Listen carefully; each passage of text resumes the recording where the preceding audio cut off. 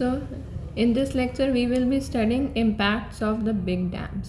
देखो big dams के जो हैं पॉजिटिव इम्पैक्ट भी होते हैं, नेगेटिव इम्पैक्ट भी होते हैं. पॉजिटिव में भी ecological and socio and negative में भी इकोलॉजिकल और सोशियो. तो it's a very important flow chart, you must learn it. Big dams में अगर हम नेगेटिव की बात करें तो नेगेटिव में वो डिफॉरेस्टेशन होती है, लॉस होती है बायोडाइवर्सिटी की, बिल्कुल सही बात है. वाटर लॉगिंग एंड सैलिनिटी होती है, फ्लैश फ्लड्स होते हैं, change in water flow and siltation, reservoir induced सिस्मिटी.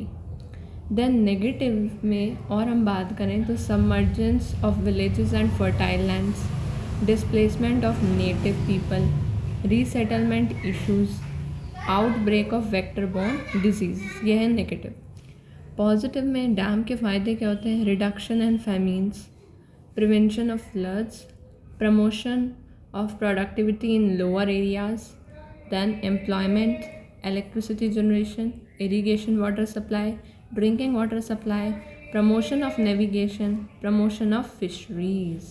ठीक है. Now impact of mining activities.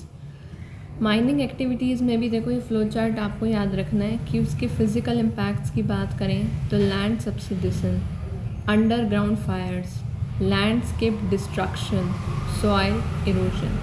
तो माइनिंग एक्टिविटी से फिज़िकल इम्पैक्ट होते हैं कि लैंड का subsidence, underground fires, landscape destruction, soil erosion. और नेगेटिव सोशियो इम्पैक्ट्स की बात करें तो encroachment and evacuation, resettlement and rehabilitation. Occupational health impact, health hazard तो होते ही आपको पता है माइनिंग से, और एक्सीडेंट्स भी होते हैं. माइनिंग से एनवायरमेंटल पोल्यूशन होता है, एयर हो, वाटर हो, सॉइल हो, नॉइज़ हो, हर तरह का.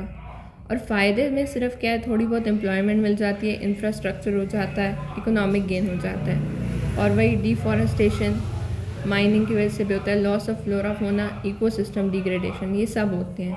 और फिज़िकल इम्पैक्ट में सॉइल इरोजन, लैंड सब्सिडेंस, ये सब होते हैं. ओके. और अगर हम चाहते हैं कि माइनिंग के जो इतने इम्पैक्ट्स हैं उसको रिड्यूस करा जाए तो उसके लिए कुछ रेमेडियल मेजर्स हैं कि in order to minimise the adverse effect of mining we should adopt eco friendly mining technology.